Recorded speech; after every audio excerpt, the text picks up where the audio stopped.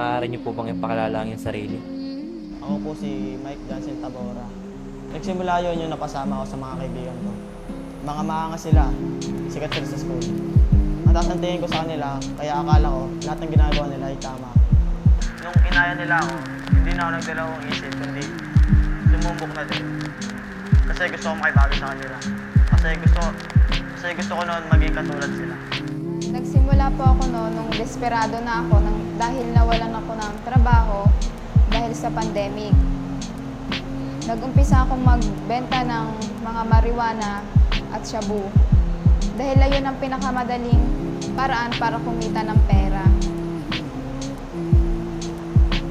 Alam kong mali pero mantong na kasi sa walang-wala na eh. Kailangan kong kain ng pamilya ko.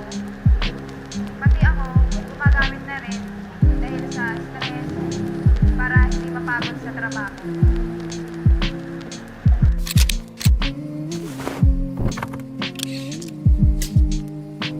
Tumawag ang kaibigan ng aking ama. Ang sabi, namatay na ang iyong ama at iyong ina. 18 taong gulang pa lamang ako noon. Kaya, ang kapatid ko ay maliit pa. Iniwan nila kami nung panahon kayo nang kailangan namin sila.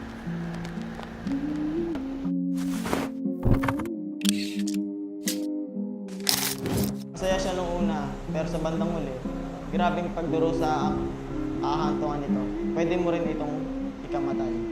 Hindi lang naman ikaw ang maapektuhan, pati yung pamilya mo, pati yung kinabukasan mo, lalo na pag nahuli ka ng pulis.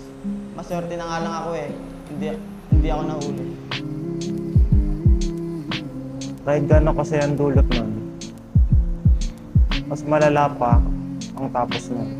Kahit gaano pa kalaki ang perang kitain mo dito, wag na yun kasi mapapahama ka lang, masisira ang buhay mo. Pati mga mahal mo sa buhay, madadamay. Imbes na gumawa ka ng masama, piliin mo na lang yung mabuti para sa pamilya mo, sa sarili mo. Dahil maaari mo rin itong ikapahamak.